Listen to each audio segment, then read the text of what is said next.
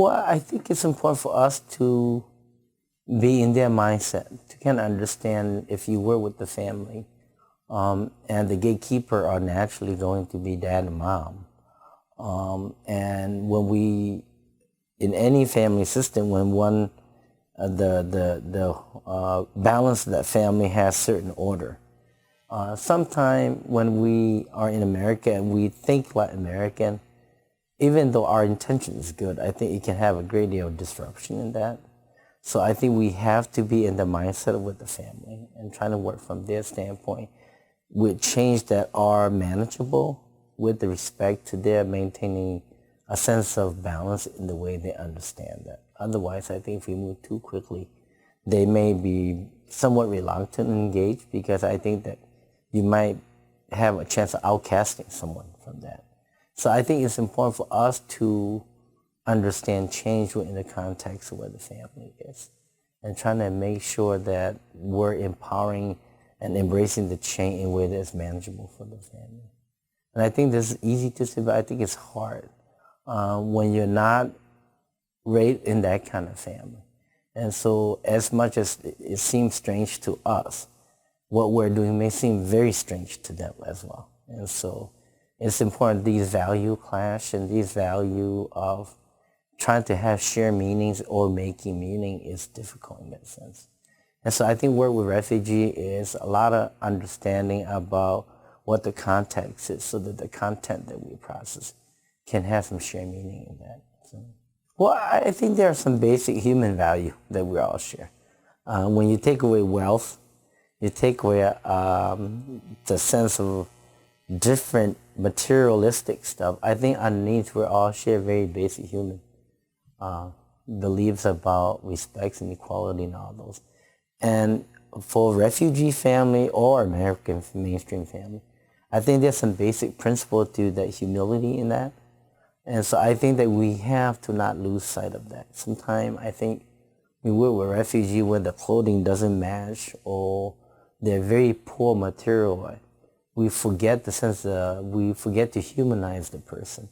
And we look at the things that we have they don't have and we forget the inside person that are basically very much like us. In some way, I think they can teach a lot because they've been through a lot of things. But I think because they're new and they can't even say their name, sometimes we talk louder, sometimes we talk as if we don't have the patience to explain things because we don't feel like we're on the same page. But beneath, I think all of it, I do think that there are a lot of basic human stuff that we, with time, do have shared meaning in that. And I think this is what's another danger in this country is that we're very fast-paced. Whether it's therapy, we have 12 sessions, 26 sessions, we have 38 minutes to 45, and we sometimes lose track of, we become so informational driven that sometimes we lose sight of the humility or the humanity in all of us. And I think that's important to create shared meaning is that how do you humanize that person and not look at the dress they have or they may not have or the concept they may not share. They have a lot of life experience. Life experience comes with a lot of ingredients that we do get from school as well. And so I think that's what we have to do is to take time to, that's why I think in therapy, the older I get, I think the more I understand about rapport building and relationship building. It is because through that, it's not so much of the skill. I think the skill provides the framework, but the ability to bond, to build the skill, I mean, the relationship is what really provides the freedom to do the work. So I think it's important for them to tell us what they would typically do. A lot of my client talks about dreams, and they say, what do you think? And I say, if you were back home, what do you think this means? When we talk about the dream is a natural phenomenon we all have. So we can't shut the dream because they have a bad dream.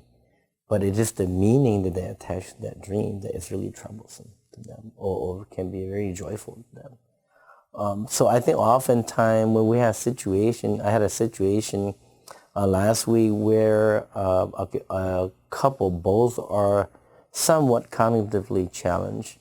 And the wife thinks she's in America, so she said she has a right to bring in another man. And so I was very concerned. I did not know what to do, so I consulted one of my old friends who was a police officer. And in St. Paul, he said, well, in America, that would be pretty offensive too. And I said, what I want to do is I want to prevent bloodshed. And we don't want to learn from the news that someone has harmed someone. But they gave me a bunch of tips, but I went to the aunts and uncles and said, what would you do back home?